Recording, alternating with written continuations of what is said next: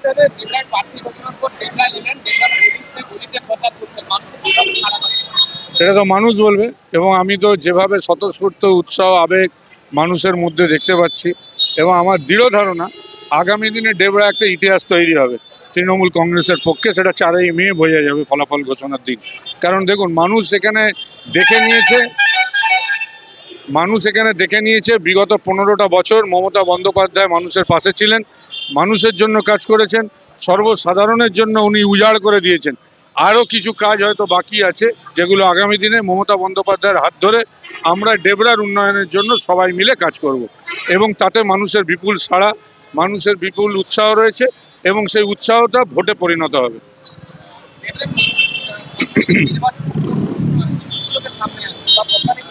দেখুন, এমনি মানুষ এখানে অনেক কিছু সুবিধা পেয়েছেন।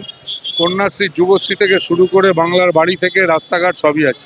তবে আমি দেখেছি যেটা গ্রামীণ পরিকাঠামোতে প্রচুর রাস্তা আছে। কারণ এটা হচ্ছে এত বর্গ কিলোমিটার এরিয়া, বৃহৎ এরিয়া, গ্রামীণ বাংলা, প্রচুর রাস্তাঘাট রয়েছে। যে রাস্তাঘাটগুলোকে আগামী দিনে আমার স্বপ্ন হবে ধীরে ধীরে আস্তে আস্তে সবকটা রাস্তাকে যতটা পারবো আমরা পাকা করার চেষ্টা করব। এখনো বহু কাঁচা বাড়ি আছে মানুষের, সেগুলোকে পাকা করার চিন্তা আছে। এখানে খুব বড় ইস্যু আছে টেপাগাড়া সেতু, সেই সেতুর কাজ যাতে ত্বরান্বিত করা যায়, জট কাটিয়ে সেটার চেষ্টা করব। স্বাস্থ্য পরিষেবাতে আপনারা জানেন সুপার স্পেশালিটি হসপিটাল হয়েছে, সেই হসপিটালে আইসিইউ শয্যা বাড়িয়ে ডায়ালাসিস ইউনিট করা, অ্যাম্বুলেন্স পরিষেবা বৃদ্ধি করা, এগুলোও আছে আমাদের চিন্তাভাবনার মধ্যে। এবং আমার আর একটা চিন্তাভাবনা আছে, যেমন বাস স্ট্যান্ড, দমকল, এসব তো হচ্ছে, তার সঙ্গে সঙ্গে আমাদের যেমন ফুল চাষি আছে এখানে, তাদের জন্য হিমঘর বা কি করা যায় সেটাও যেমন চিন্তা আছে।